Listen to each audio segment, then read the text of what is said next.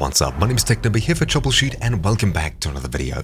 In this quick optimization guide, I'll be taking you through the best settings for Need for Speed Unbound to get reasonably good FPS to really good FPS while still keeping the game looking pretty good. Obviously, being a racing game instead of a Twitch shooter, anything above 30 FPS is usually fine. However, if you'd like to get more out of your system, this is what this guide is for. Here, I won't be touching any of the basic Windows things that you should already have done, like updating your graphics card driver, Windows, closing all of your background programs, and anything that's unnecessary, especially overlays, like FPS counting overlays, Discord's overlay, turn that off if you don't use it, etc, etc. Now, this game is available on both Steam and Origin. However, if you get it on Steam and play it here, it will launch up the EA desktop application as well at the same time. So if you're running on a really tight system with barely any system resources to go around, do keep that in mind.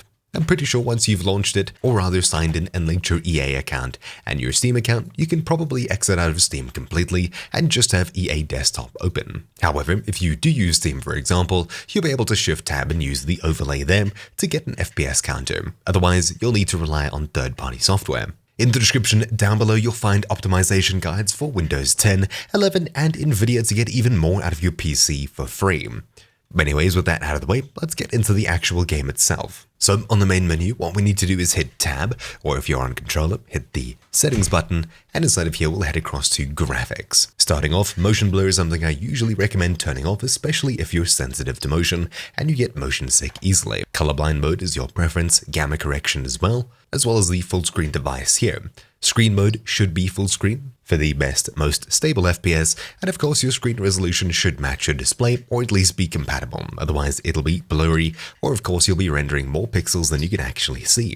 VSync or vertical sync should be off unless you're getting screen tearing where the top half and the bottom half of your screen don't match up. Then you'll need to turn it on, otherwise leave it off. Dynamic resolution scaling should be off as well, but you can enable this and choose an FPS target right below it, so your game will dynamically adjust settings to get you better FPS, though usually you'll want to have this off. Upsampler, this is what I'd recommend using instead of dynamic resolution scaling.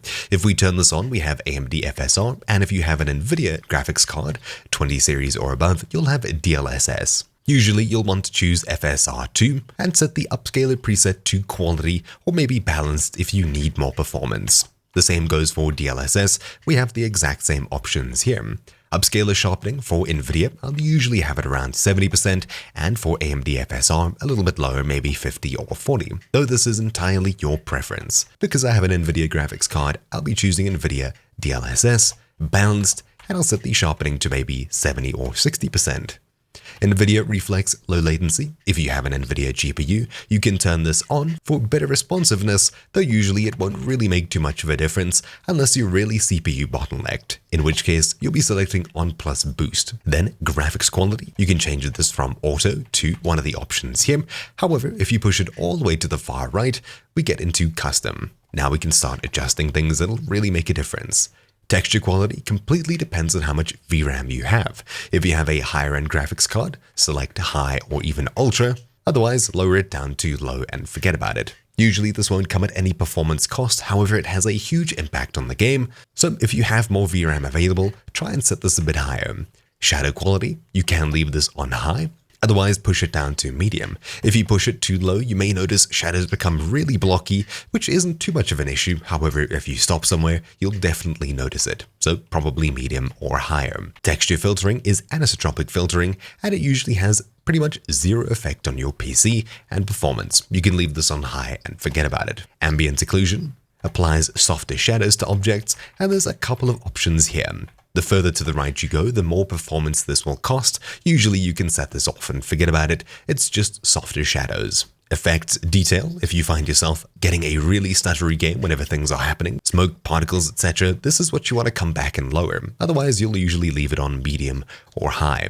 Geometry detail, because we're staring at cars a lot and things around, we'll probably want to have this on the higher end if we can.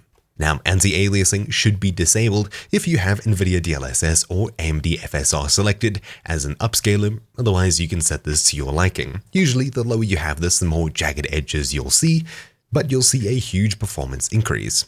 Terrain quality, this has to do with VRAM once more. Usually you'll set this to high on higher end graphics cards, otherwise you can lower this down. Vegetation detail, usually off to the side of the track, and things like that, so you're not necessarily going to be staring at plants and trees, but pushing this too low, it may become distracting. So medium is probably the lowest I'll go here. Post-processing quality, this will have to do with light flares and things across your screen. It's nice to have, however, not really necessary, but then again, it doesn't have much of a performance impact to begin with. Medium or low is good enough. Lighting quality, once again, this isn't a Twitch shooter, so you'll probably want a better looking game over a more performant game, as long as you're happy with your input latency.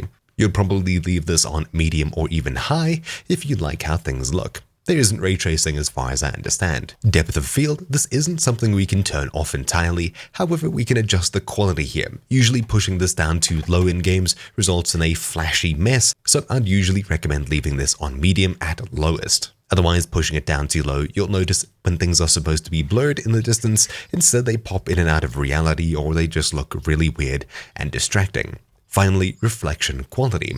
Obviously, we're driving around cars. If you're someone who drives in third person, you'll probably want this on the higher end, otherwise you can lower it down to medium or low and forget about it. I drive third person a lot, so I'll leave this on high. And with that comes the end of the graphics settings here. I'll hit escape to head back.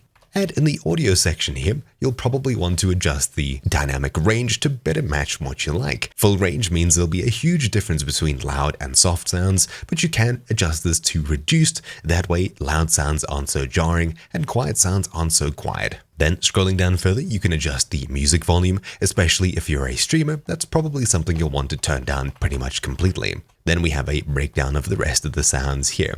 Then at the very bottom, voice settings, you can set this to party or off, depending on what your experience is or what you want from the game. Heading back, that's pretty much it that we have here. Inside of accessibility, there are tons of options that are especially useful for those who need it. Motion blur is here, mostly because of the motion sickness it may cause, so once again, you'll probably want this off. If you'd like an FPS overlay, the easiest way is to do it with Steam. Hit Shift-Tab, head into Settings, then In-Game at the very top, and turn the in-game FPS counter to top left or one of the other corners, and enable the high contrast color. That way, when you hit OK, you'll see a green FPS counter in the top left or wherever you chose, and you'll be able to follow it while you play. Even though I am on a really high-end PC, because I'm playing in 2K, the game is somewhat struggling, and I'm sitting at around 80 FPS. However, it feels much better than it did before, even if there isn't a huge FPS jump. I went from probably about 30 or 40 to 70 or 80. It's double the FPS, but it definitely feels far more responsive. This isn't the kind of game you're shooting for FPS, you're going for experience, so once again, customize things to how you like them. Once again, in the description down below, you'll find optimization guides for Windows and NVIDIA graphics cards, as well as some other useful things. Thank you all for watching. My name's been Technobi here for Troubleshoot, and I'll see you all next time. Ciao!